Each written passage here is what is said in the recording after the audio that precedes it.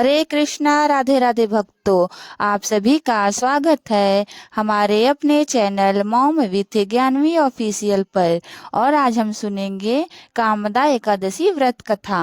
हिंदू नववर्ष की सर्वप्रथम एकादशी यानी कामदा एकादशी की आप सबको बहुत सारी शुभकामनाएं। यह नववर्ष और एकादशी तिथि आप सबके जीवन में हर प्रकार के सुख समृद्धि, स्वास्थ्य और भगवान श्री हरि की भक्ति लेकर आए, ऐसी हम प्रार्थना करते हैं। वायु पुराण में कहा गया है, जो व्यक्ति भक्ति भाव से एकादशी व्रत का पालन करता है, समस्त कठिनाइयों और पापों से मुक्त हो जाता है। शुद्ध होने के बाद वह भगवान विष्णु के धाम को प्राप्त होता है। इतनी महत्वपूर्ण होती है एकादशी तिथि। तो चलिए आज चैत्र मास के शुक्ल पक्ष में आने वाली अत्यंत विशेष कामदा एकादशी की पौराणिक कथा का श्रवण करते हैं। आइए आज की कथा आरंभ करते हैं। इस व्रत का पालन करने से समस्त पाप नष्ट हो जाते हैं और व्रत के पालनकर्ता को संतान प्राप्ति होती है। जी हाँ, यह एकादशी का पालन करने से और उसकी कथा का संपूर्ण श्रवण करने से मनुष्य को सभी मनोवांछित फल को प्राप्त होता है। लेकिन जो दंपति संतान प्राप्ति के लिए इच्छुक हैं, उनके द्वारा इस एकादशी का संपूर्ण श्रद्धा और निष्ठा पूर्वक पालन करने से उन्हें एक सुयोग संतान की प्राप्ति भी होती है। इन वैदिक व्रत कथाओं के बारे में यह भी कहा जाता है कि इनका संपूर्ण फल इस कथा को पूर्ण रूप से सुनने या पढ़ने से ही प्राप्त होता है।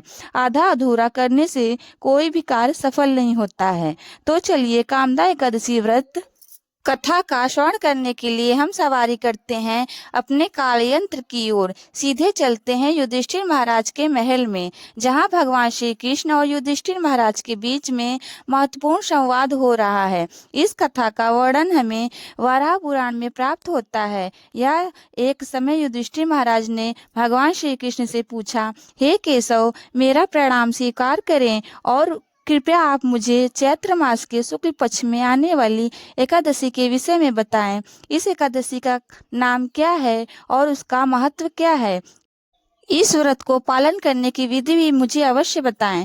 प्रभु युधिष्ठिर महाराज की बात सुनकर भगवान ने उत्तर देते हुए कहा, हे प्रिय युधिष्ठिर महाराज, एक समय की बात है जब प्रभु रामचंद्र के पितामह महाराज दिलीप ने भी अपने गुरु वरिष्ठ ऋषि से यही प्रश्न किया था। उस समय उन्होंने जो वर्णन कह सुनाया था उसे अब आप ध्यान पूर्वक सुनिए। अनेक वर्षों पूर्व रत्नपुर नामक गंधर्व और किन्नरों का एक राज्य था। उसमें पांडुरंगी राजा निवास करते थे। गंधर्वों और किन्नरों का यह राज्य स्वर्ण और कीमती रत्नों से सुशोभित था। चारों ओर सुख समृद्धि और प्रसन्नता का वास था। इस राज्य में ललित नाम का एक गंधर्व अपनी पत्नी ललिता के साथ रहता था। ललिता एक विशेष नृत्य थी। उन दोनों में अत्यंत प्रेम था। उनके घर में हर प्रकार की सुख संपत्ति थी और उनके संबंध में इतनी प्रांगणता थी कि वे दोनों एक क्षण भी एक दूसरे के बिना नहीं रह सकते थे। एक बार राजा पंडुरुंकी की सभा में सभी गंधर्व द्वारा गायन और नृत्य का कार्यक्रम चल रहा था। उस सभा में गंधर्व ललित भी था, लेकिन उसकी पत्नी वहां न होने के कारण उसका मन थोड़ा विचलित था और बार बार वह अपनी पत्नी का स्मरण कर रहा था। इस कारण से उसका स्वर बिगड़ गया और उसी समय उस राजा के दरबार में बैठे हुए एक ईर्ष्यालु सर्प, जिसका नाम करकोटक था, उसने ललित के नृत्य और गायन में होने वाली इस विसंगतता को देख लिया और उसे राजा को जाकर कह सुनाया।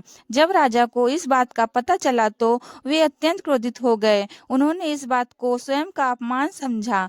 गंधर्व ललित अपनी पत्नी के विचारों में मग्न था, इस कारण वह अपने कर्तव्य से चूक गया। इस बात पर क्रोधित होते हुए राजा ने ललित गंधर्व को शाप देते हुए कहा, हे मूर्ख, अपनी स्त्री प्रति काम शक्ति के कारण तुमने नित्य सभा में विसंगति का निर्माण किया है। इसीलिए जाओ, मैं तुम्हें नरभक्षक बनने का श्राप देता हूँ। राजा द्वारा इस प्रकार श्राप मिलते ही ललित गंधर्व एक भयावह नरभक्षी में परिवर्तित हो गया। उसकी भुजाएं 8 मील लंबी थी, मुख एक विशाल गुफा जैसा था, उसके नेत्र सूर्य और चंद्रमा की भांति भयावह थे, उनके नाखून पृथ्वी के विशाल गड्ढे के समान थे, उसकी गर्दन पर्वत पर्वत जैसी और शरीर 64 मील ऊंचा था। इस प्रकार नरभक्षी के रूप में ललित गंधर्व यातना भोगने लगा। उसकी पत्नी ललिता को जब इस बात का पता चला तो वह अपने पति के इस भयावह स्वरूप को देखकर शोकाकुल हो गई।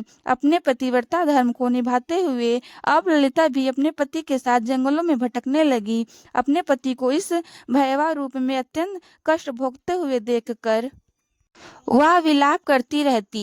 इस प्रकार वन में भटकते हुए एक बार ललिता ने ऋषि श्रृंगी का आश्रम देखा। वह तुरंत आश्रम में गई और वहां जाकर उसने ऋषि श्रृंगी को प्रणाम किया। ललिता को देखकर आशीर्वाद देते हुए ऋषि श्रृंगी ने उससे पूछा, हे देवी, तुम कौन हो? तुम्हारे पिता कौन है और तुम इस प्रकार यहाँ इस जंगल में क्या कर रही हो? ऋषि के वचन सुनकर ललिता ने कहा, हे ऋषिवर, मैं महान गंधर्व वृंदावन की पुत्री हूँ। मेरे पति गंधर्व ललित को राजा पुंडुरंकी ने श्राप दिया हुआ है, जिसके कारण वे नरभक्षी राक्षस बन गए हैं। उनका यह कष्ट देखकर मैं अत्यंत दुखी हूँ। हे ऋषिवर, कुछ ऐसा उपाय करें जिससे द्वारा मेरे पति को इस राक्षस योनि से मुक्ति मिल सके। ललिता की प्रार्थना सुनकर ऋषि श्रृंगी ने कहा, हे गंधर्व कन्या, आने वाले कुछ ही दिनों में चैत्र मास के शुक्ल पक्ष की कामदा एकादशी आने वाली है।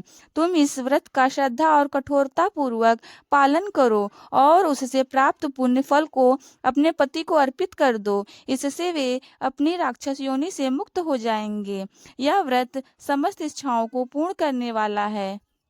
ऋषि के वचन सुनकर सत्वाना प्राप्त ललिता ने श्रद्धा और निष्ठा पूर्वक कामदा एकादशी व्रत का पालन किया। द्वादशी के दिन भगवान वासुदेव और ब्राह्मणों के समक्ष उसने कहा, हे प्रभु, मैंने अपने पति को इस भयावह श्राप से मुक्ति दिलाने हेतु इस व्रत का श्रद्धा और नियम पूर्वक कठोर पालन किया है। कृपया आप मुझे आशीर्वाद प्रदान करें। इस व्रत के प्रभाव से मेरे पति श्राप मुक्त हो जाएं। जैसे ही ललिता ने यह शब्द कहे, उसी क्षण एक चमत्कार हुआ। नरभक्षी की योनि में रहे उसके पति ने उस योनि को त्याग कर फिर से गंधर्व का सुंदर शरीर पुनः धारण कर लिया। उन दोनों ने भगवान को प्रार्थना अर्पित की और व्रत का समापन किया और उसके बाद वे दोनों सुखपूर्वक अपने राज्य में वापस लौट गए। इस कथा का समापन करते हुए भगवान श्री कृष्ण ने कहा, हे युधिष्ठिर महाराज, यह व्रत इतना पवित्र है कि जो कोई भी व्यक्ति इस अद्भुत कथा का श्रवण भी करेगा वह ब्रह्म हत्या के पाप और असुरी श्राप से भी मुक्त हो जाएगा। तीनों लोकों में समस्त जीवों के लिए इससे अधिक श्रेष्ठ दिन और कोई नहीं है। तो यह थी कामदा एकादशी महत्व का वर्णन करती हुई पौराणिक कथा। अब हम देखते हैं कि इस एकादशी का पालन करने की व्रत विधि क्या है। सामान्यतः लोगों में यह मान्यता होती है कि एकादशी के दिन केवल उपवास करने का ही महत्व है, लेकिन ऐसा नहीं है। एकादशी वे भगवान श्री कृष्ण की अत्यंत प्रिय है और इस दिन एकादशी उपवास के साथ साथ भगवान के दिव्य नाम का उच्चारण करना अत्यंत महत्वपूर्ण है। अब आप सोच रहे होंगे कि भगवान के तो बहुत सारे नाम हैं, कौन से नाम का उच्चारण करें? तो कलयुग के अवतार भगवान श्री चैतन्य महाप्रभु ने हमारे लिए यह कार्य अत्यंत सरल बना दिया है।